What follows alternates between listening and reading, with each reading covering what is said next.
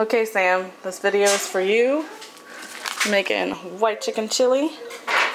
I have 3 chicken breasts chopped up pretty fine, like as fine as I could get it, into a pot, big pot. Going to turn the stove on to medium high at first. Now I'm going to add some vegetable oil in there. I'm going to just really get the chicken kind of wet so some of the seasoning will stick. You can see. Before the pan gets hot, I like to get the chicken coated with the oil and the seasoning. For 3 chicken breasts, I'm going to start out with seasoning it with 1 packet of the white chicken chili seasoning, and then I'm going to sprinkle on Nature's Own, onion powder, garlic powder, the seasoning pepper, and some adobo. Yeah. Alright, so start with the first one. I'm going to take all the lids off first to make it a little easier. Hopefully next time you make it, it'll come out right. Okay. I'm going to do some seasoning salt. This is Nature's Own. Put a lot. Don't be scared. Onion powder. A little bit of garlic powder. I use a lot of the seasoning pepper. And then some adobo. Lots. Alright, let me get the white chicken chili open. And I'm going to start by probably just adding the whole packet.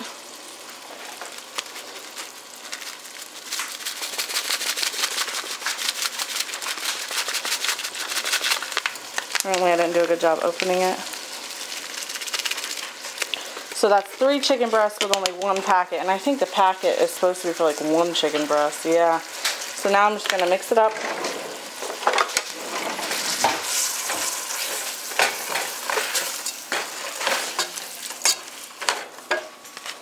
Let's see here. There we go. Should have got my tripod out for this. Really, you're just trying to get all the seasoning all over the chicken, get all the oil all over the chicken, make sure the chicken's kind of spread out a little bit so it's not all clumped together and not getting the seasoning. You can also use ground chicken if it's any help, because it takes like 25 minutes to cut out that much chicken that small.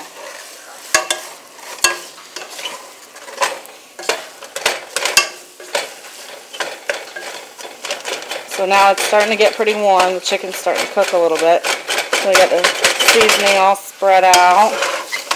Sorry if that pan's loud.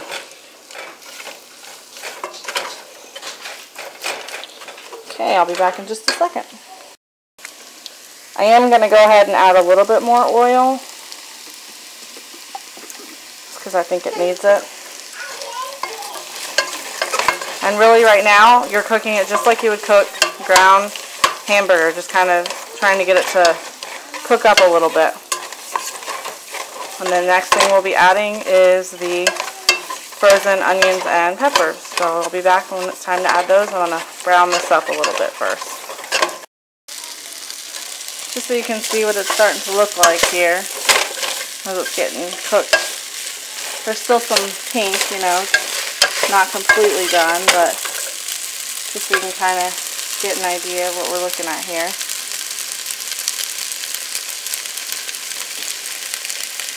Just keep mixing it all up. Now, it shouldn't be wet or anything. I mean, you shouldn't have that much oil, and you definitely wouldn't not have added any water yet. You're just browning up that chicken. Because once it's pretty much all the way cooked through, that's when you're going to want to add your onions and peppers to let them cook a little bit. Okay, pretty much got it all cooked. There's not really any pink left. What you're really seeing as far as color is mostly all that seasoning you added. Now I'm going to put it down to medium, and I'm going to add my frozen green peppers and frozen onions. I'd say it's probably about Maybe a little more than a handful. There's a lot of ice chips in that one. Of both. And really this is all like by preference. Hang on, I gotta open the onions more. If you like a lot, add a lot. If you don't add so much. I like a lot. See? Now I'm just gonna mix that up. That's got a little bit of water in it, so that's starting to add to the water-based part, just from it being frozen. But you can always use fresh too.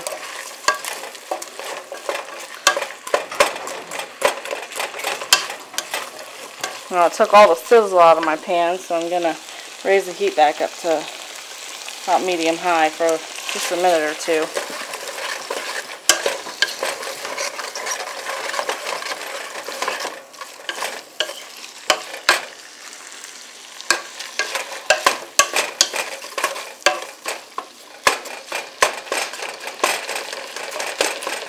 Cameraman Stephanie coming in. Just over it. What's the pot? Down low. Okay. You can hear it starting to sizzle a little bit again. So we're getting the onions and the green peppers to cook up a little. I wish I had more light.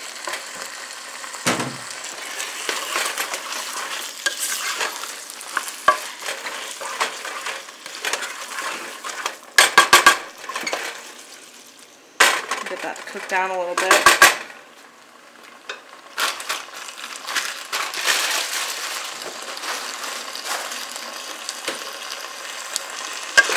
Now it's very heavy, so you've got to stir it a lot because the heat won't really go through. It'll just create a big, huge, hot pot on the bottom. So make sure you're stirring it a lot.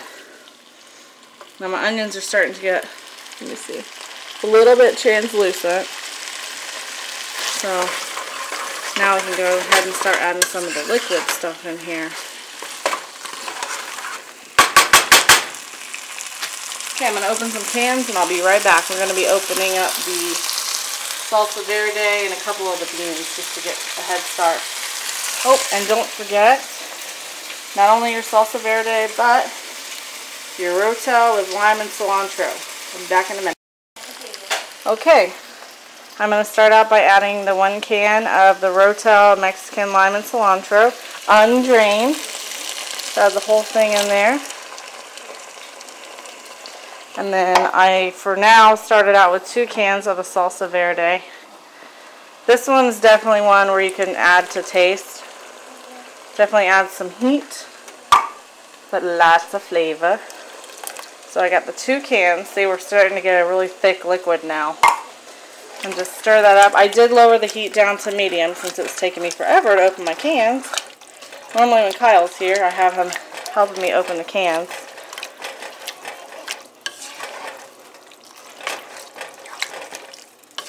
So we're just mixing that up. Whenever you're able to actually babysit it, you can put it on medium-high, so that way it's starting to cook up a little bit more. But if you've only got your 2 hands, and you're trying to open everything, sometimes you gotta put it on medium. But you'll see how thick that is. You definitely can't let it sit without being stirred, because it won't boil, it'll just burn. But basically, I mean, that's pretty much it, minus the beans right there.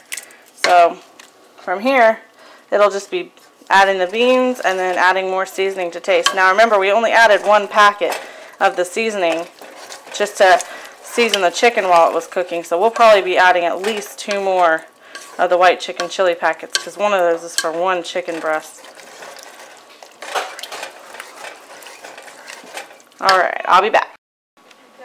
Now definitely don't throw your cans out without rinsing them first. I filled the salsa verde up with water so that way I can try to get all the goodness out of it. And I just swish it through all the cans that I've used so far. So far we've only actually added, what, 7 ounces of water. But if you can hear it, it's making the noise, but it's not boiling because it's so heavy. So, gotta give it a good stir. And that's just on medium too. Give it a good stir. Add in my can of canned water. I'm going to bump the temp up a little bit. So kind of get some of that heat going because we are starving and it is 7:18. I'm going to go ahead and add another packet of the white chicken chili mix and just stir that in real well, and then I'm going to go open the cans of my beans so I can start adding those very soon. Okay. You got cheese, right? Yeah.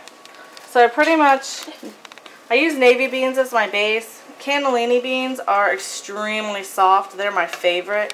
And then Great Northern beans. You can really use any white bean, but these are the three that I always use. And I normally do like 2 navy, 2 of the cannellini, and 1 of the Great Northern. Because Great Northern are they're just white beans, whatever. But undrained, of course, because that's going to help with the liquid. So I'm going to go ahead and add these 3 cans, and then I'll probably let it get a little warm and then see how it tastes, if I need to add more seasoning, and then I can decide if I want to add more beans or not. So Steph's helping me stir. So I'm just going to add some navy beans, which this will be another one where you'll save the can so you can use the water to rinse. Now cannellini, which these are real big. They're white kidney beans. These are the best. Hang on, Steph, I don't want to stab you. Alright, give that a stir because it's starting to get hard. Okay, and then my Great Northerns. Alright, go ahead and give that a stir. Now I'm just going to take one of these cans and probably fill it up about halfway, because you don't want it to be too liquidy. And yes, my sink is full of dirty dishes. And then nothing better than a naked baby dancing through the kitchen. Alright, so if you swirl it around, it helps pick those beans up that are in the bottom. And yes, I'm swirling the camera and the can. Apparently you can't do one without doing the other. Let's see, oh, got a couple more beans left, so add some of that water back in there.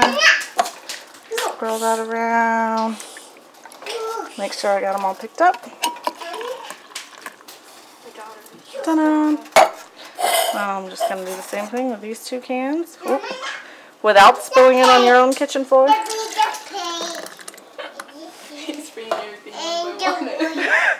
And Emma's setting up her Barbie kitchen.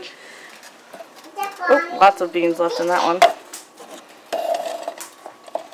Add some water. And just keep swirling it really hard so it picks up all those beans off the bottom. Good enough. And then this one, of course, being the last can, is always more difficult sometimes. Nice. What? Yeah, it looks good. Okay, I'm just going to add this in. And I'm starting to get pretty good boil going here too. I just added a little bit of water so it'll come down. Definitely looking. Is she putting that trash? I don't think so. Okay. Alright, so we've got it on medium-high heat. Yes, I know you see my parrot bag.